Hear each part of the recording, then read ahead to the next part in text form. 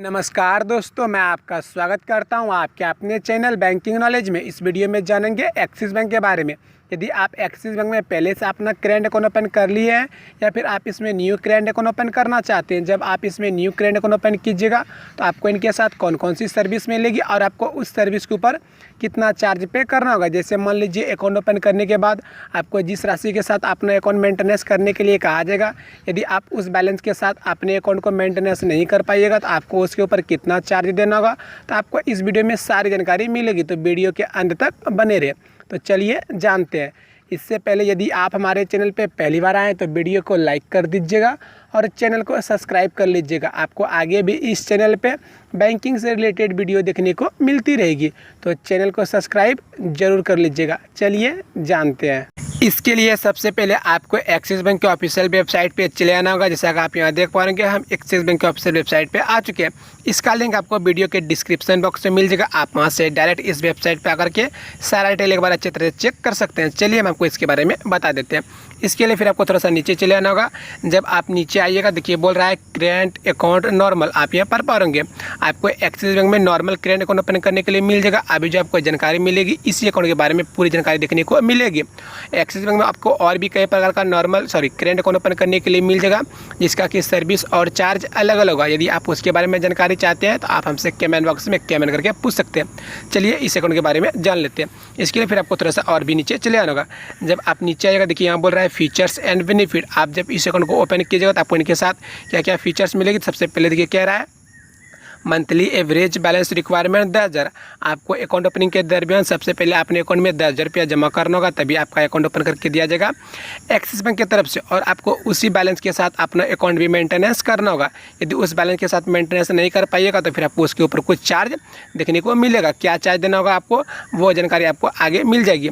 फिर नीचे देखिए कह रहा है monthly cash deposit limit RS 2 lakh. आप इस अकाउंट को ओपन करने के बाद अपने अकाउंट में एक बार में 2 लाख तक जमा कर सकते हैं, इससे ज़्यादा जमा नहीं कर सकते हैं। उसके बाद नीचे देखिए बोल रहा है unlimited NEFT RTGS transaction digitally. अर्थात यहाँ कह रहा है यदि आप मनी ट्रांसफ़र कीजिएगा इसके इंटरनेट बैंकिंग या फिर मोबाइल बैंकिंग के माध्यम से, तो इसके लिए आपको अनलिमिटेड फैसिलिटी मिलेगा। अर्थात आप जितना चाहे उतना पैसा यहाँ से भेज सकते हैं और उसके लिए कोई भी लिमिट नहीं है। कि जैसे कि किसी बैंक में होती है कि आप एक महीने में मात्र 5 बार ही ट्रांजैक्शन कर सकते हैं, उससे ज़्यादा कीजिएगा तो फिर चार्ज देना होगा। लेकिन आपको इसमें देखिए अनलिमिटेड की सुविधा मिल जाएगी। उसके बाद नीचे देखिए कह रहा है unlimited cash withdrawal with an और आउटसाइड एंड सिटी। आप यहाँ पर पाओगे कि कह रहा है यदि आप अपने अकाउंट में जो पैसा जमा कीजिएगा उसे निकालने की भी आवश्यकता पड़ेगी। यदि आप निकालिएगा तो आप अनलिमिटेड निकाल भी सकते हैं एक्सिस बैंक के किसी भी ब्रांच में जाकर के। चाहे आप जिस सिटी से रह रहे हो उस सिटी में एक्सिस बैंक के ब्रांच हो, या फिर आप किसी दूसरे सिटी में चले गए वहाँ भी आप एक्सिस बैंक के ब्रांच में जाकर के पैसे निकाल सकते हैं और अनलिमिटेड।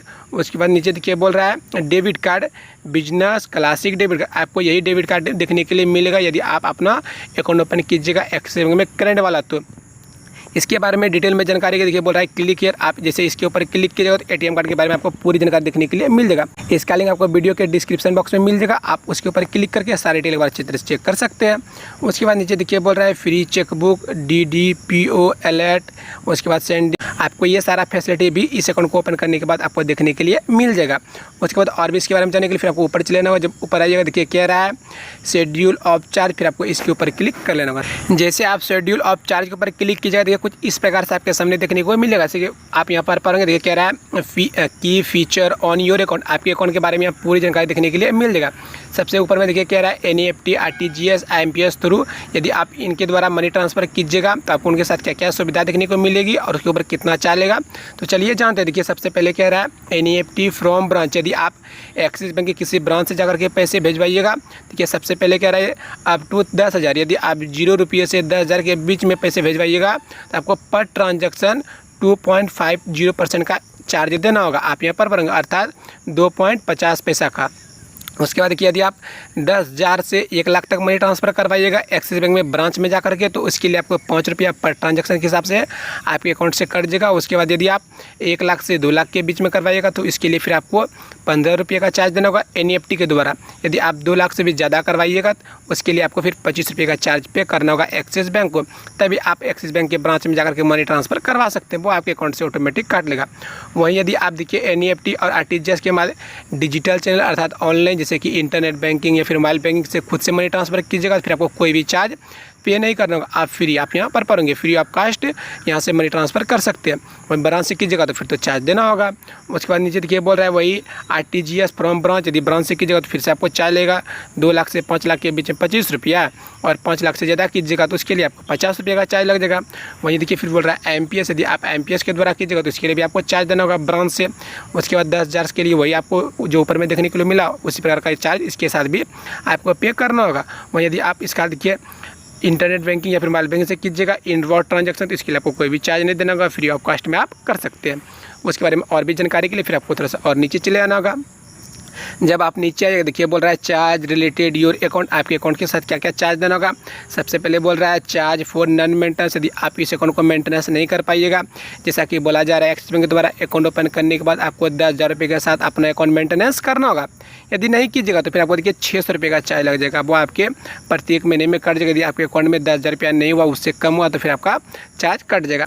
उसके बाद नीचे देखिए बोल रहा है cash deposit home and non home branch, यदि आप अपने अकाउंट में पैसा जमा कीजिएगा, जहाँ से आप अपना अकाउंट ओपन किए हैं वहाँ जाके पैसा जमा कीजिएगा। देखिए आप 4 बार जमा कर सकते हैं और आप 1,000 तक नोट जमा कर सकते हैं। जैसे कि मान लीजिए आपके पास 80 वो 200 रुपये का नोट है और 50 का भी कुछ नोट है और 500 रुपये का कुछ नोट है, 2,000 का भी कुछ नोट है। आप मैक्सिमम नोट 1,000 तक एक बार में जमा कर सकते हैं और आपकी लिमिट लगभग 2 लाख की होनी चाहिए। यदि आप 2 लाख से ज़्यादा कीजिएगा तो फिर आपको जमा करने की अनुमति नहीं मिलेगी। ये चाहे किसी भी ब्रांच में आप जमा कर रहे, चाहे होम ब्रांच में या फिर नॉन होम ब्रांच में, जहाँ से आप अकाउंट ओपन किए वहाँ या फिर जहाँ से आप अकाउंट ओपन नहीं किए वहाँ भी आप कीजिएगा तो आपको उसी प्रकार की सर्विस मिल जाएगी। उसके बाद क्या बोल रहा है मंथली सर्विस चार्ज, आपको जो चार्ज लेगा प्रत्येक महीने में 100 रुपया आपको वो अकाउंट के लिए लग जाएगा, आप इसका जो सर्विस चार्ज लगेगा। उसके बाद नीचे देखिए बोल रहा है business classic debit card issue annual fee, आप जब इसका अकाउंट ओपन करने के बाद ATM कार्ड लीजिएगा तो इसके लिए आपको फर्स्ट टाइम जारी करने के दरमियान आपको 250 रुपये का चलेगा, अर्थात 250 रुपये आपके अकाउंट से पहले काट लेगा, फिर आपको वो ATM कार्ड जारी करके देगा एक्सिस बैंक। उसके बाद और भी जानकारी के लिए फिर आपको नीचे चले आना होगा।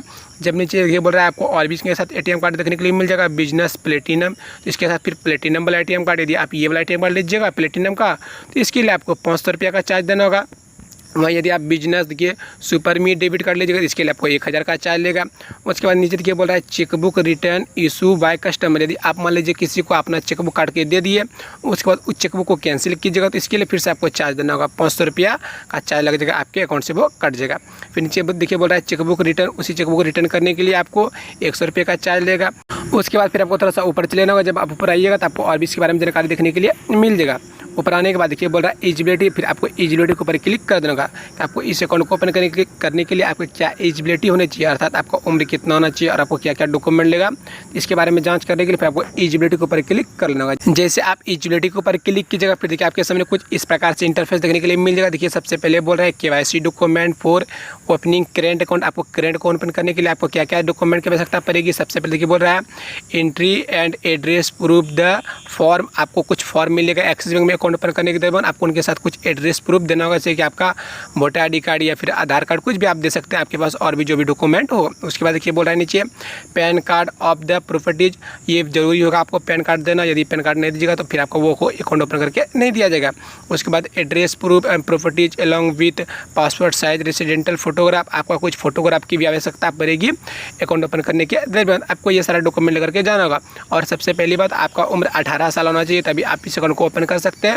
और आप जब करेंट अकाउंट ओपन करने के लिए जाइएगा तो आपको कुछ बिजनेस पर्पस होना चाहिए, आपको वहाँ सबमिट करना होगा या फिर बताना होगा अपने बैंक कर्मचारी को, तभी आपका वो अकाउंट ओपन करके दिया जाएगा। आपको ये सारा डॉक्यूमेंट लेकर के अपने नियरेस्ट ब्रांच में चले जाना होगा या फिर इसका अकाउंट आप ऑनलाइन भी ओपन कर सकते हैं। तो आपको इस प्रकार की सर्विस मिल जाएगी अकाउंट ओपन करने के बाद, या फिर यदि आप पहले से अकाउंट ओपन कर लिए हैं एक्सिस बैंक में। तो अगर आपको और भी किसी बैंक के बारे में जानकारी चाहिए तो आप हमसे कमेंट बॉक्स में कमेंट करके पूछ सकते हैं और आपको आगे इस चैनल पे बैंकिंग से रिलेटेड जानकारी देखने को मिलती रहेगी। तो चैनल को सब्सक्राइब जरूर कर लीजिएगा। Thank you for watching.